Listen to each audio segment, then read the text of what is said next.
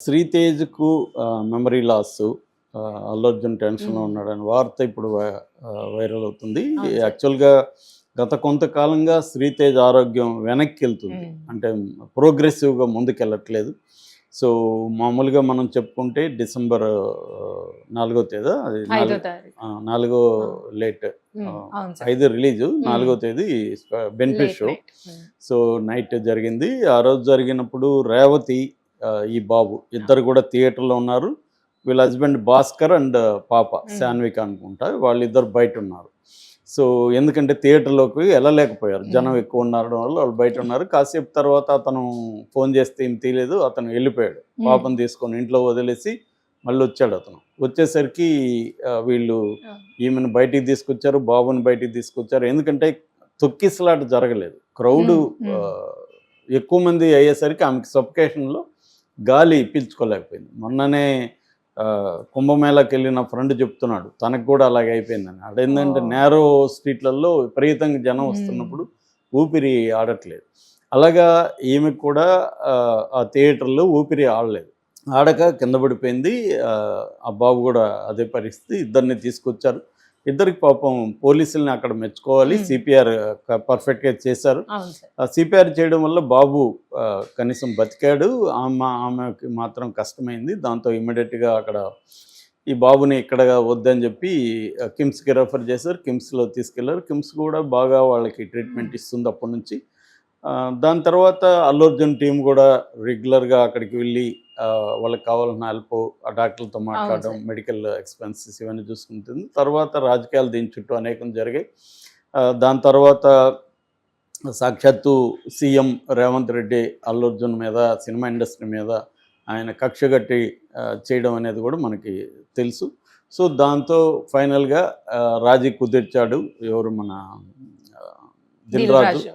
అవును సార్. ఒక రాజీ కుదిరింది. దాంతో ఆయన కేసు కూడా బెయిల్ కూడా ఆయన హ్మ్. వచ్చింది. రెగ్యులర్ బెయిల్ కూడా వచ్చింది. అలాగా మొత్తానికి అది సర్దుంది. కాకపోతే ఇప్పుడేందంటే ఈ ఈ ఓవరాల్ ఎపిసోడ్‌లో హ్మ్.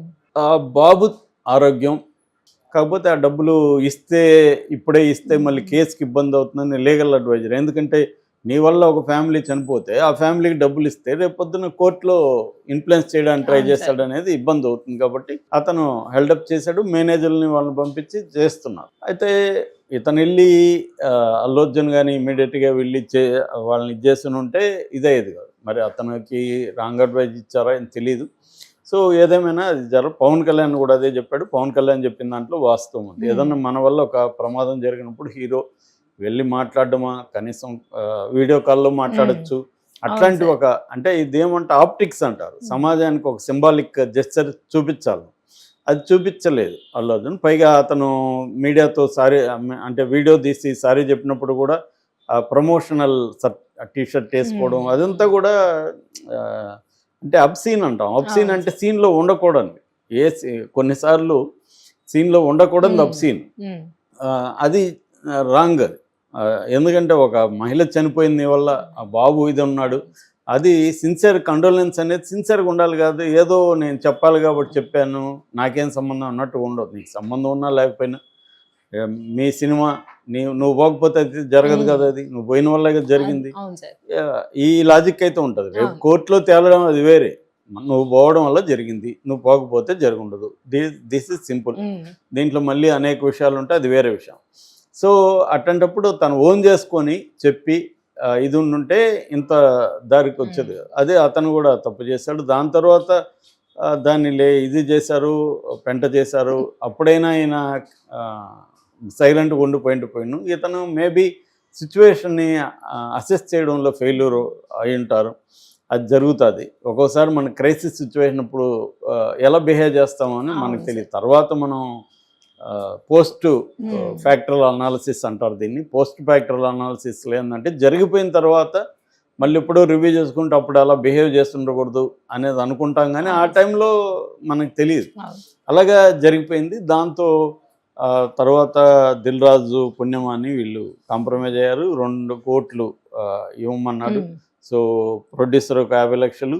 ఆహ్, నిజానికి డైరెక్టర్‌కి ఏం సంబంధం లేదు పాపం. హ్మ్.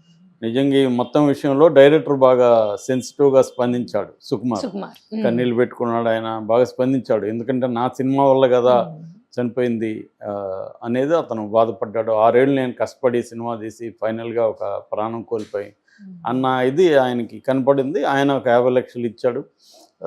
సో అల్లు అర్జున్ ₹1,00,00,000 ఇచ్చాడు. మొత్తానికి ఆయనకి వాళ్ళకైతే డబ్బులు వచ్చింది. ఆ బాబుని కూడా చదివిస్తారు రేపు పొద్దున. ఇదైతే అంతవరకు ఫైనాన్షియల్గా అయితే ప్రాబ్లం లేదు. ఎందుకంటే పోయిన ప్రాణం తీసుకురాలేరు, లీగల్గా అయిన తప్ప కాదనేది కోర్టులో తెలుస్తుంది. దాన్ని మనం జడ్జి చేయలేం. సో ఈ కాంటెక్స్లో ఇప్పుడు ఏంటంటే ప్రాబ్లం అల్లు అర్జున్ గుండె ఇప్పుడు అలా కొట్టుకుంటుంటుంది. ఎందుకంటే ఆ బాబు బాగుపడాలని ఆయన కోరుకుంటున్నాడు. ఆయనే కదా అందరూ కోరుకోవాలి, బట్ ఆయనకి ఎఫెక్ట్ అవుతుంది ఇప్పుడు. సో ఆ బాబు ఇప్పుడు నిన్నటి నుంచి ఒక వార్త ఏం వైరల్ అవుతుందంటే, అంటే 4 రోజుల నుంచి ఒక వార్త ఏం వైరల్ అవుతుందంటే, ఇక్కడ బాబుది డిటీరియేట్ అవుతుంది. దాని ఏమంటారు, మాట్లాడట్లేదు, మాట లేదు, కళ్ళు ఇది లేదు, ఓన్లీ గాలి పీల్చుకుంటున్నాడు. అదొకటే ఆ అబ్బాయి బతుకుండడానికి సిగ్నల్ అన్నమాట. దాంతో ముక్కు ద్వారా ట్యూబ్ ఫుడ్ కూడా చేసుకునే పరిస్థితి లేదు, ముక్కు ద్వారా లిక్విడ్ పంపిస్తున్నారు. సో ఇది ఇప్పటికే 2 నెలలు దాటింది. ఇప్పుడేమంటే అసలు అబ్బాయికి మెమరీ లాస్ అని డాక్టర్లు చెప్పారని ఒక వార్త వస్తుంది. ఇది కామన్ సెన్స్తో నాకు విచిత్రంగా ఉంది. మెమరీ లాస్ అని మనకు ఎలా తెలుసు? అబ్బాయి సైలెంట్గా ఉన్నాడు, అబ్బాయి మాట్లాడట్లేదు, కళ్ళు తెరవనప్పుడు మెమరీ లాస్ ఎలా తెలుస్తుందో మరి నాకు, అంటే మెడికల్ అంత నాలెడ్జ్ నాకు లేదు కాబట్టి తెలియదు. మామూలు కామన్ సెన్స్తో మెమరీ లాస్ అని ఎలా తెలుసు అనేది డౌట్ వస్తుంది.